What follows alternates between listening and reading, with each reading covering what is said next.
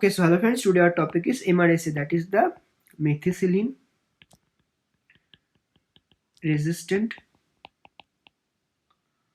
staph aureus. Okay, so there are two mechanisms to become resistant. So let's understand. First one is the penicillin binding protein. So let's take, this is the bacterial cell wall. Okay, this is the bacterial cell wall, and here the penicillin binding protein. It is a normal case. Okay, and this is the penicillin. So it can attach to the penicillin binding protein. But bacteria, by MAC-A gene, okay, so by MAC-A gene, the penicillin binding protein structure gets changed. They change the structure of penicillin binding protein. So now, if this structure of penicillin, they not able to bind to the penicillin binding protein. Okay, penicillin binding protein, and this is called PBP2A.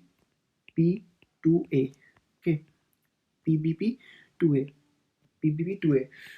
and this is PBP, and this change is done by MAC-A gene, which is acquired in bacteria. Next mechanism is beta lactamase. So penicillin has beta lactam ring. Here it is the beta lactam ring, and bacteria produce beta lactamase, which attack and cleaves the ring or destroy the ring. So the effect of the penicillin goes, or the effect of the penicillin is inhibited.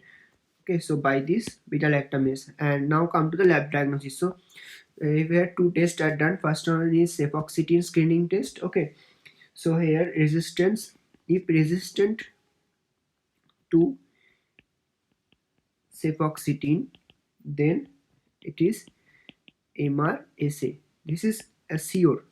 Okay, this is sure. And here resistant to oxacillin.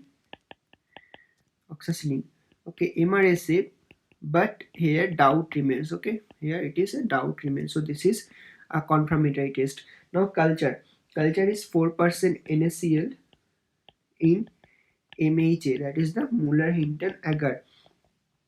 Temperature of incubation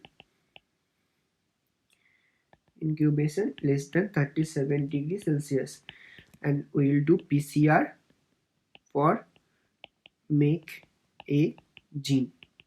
Now drug of choice, that what will drug provided? The drug is vancomycin. Okay, so guys, if you like this video, then please do not forget to hit the like button, and please do subscribe my channel.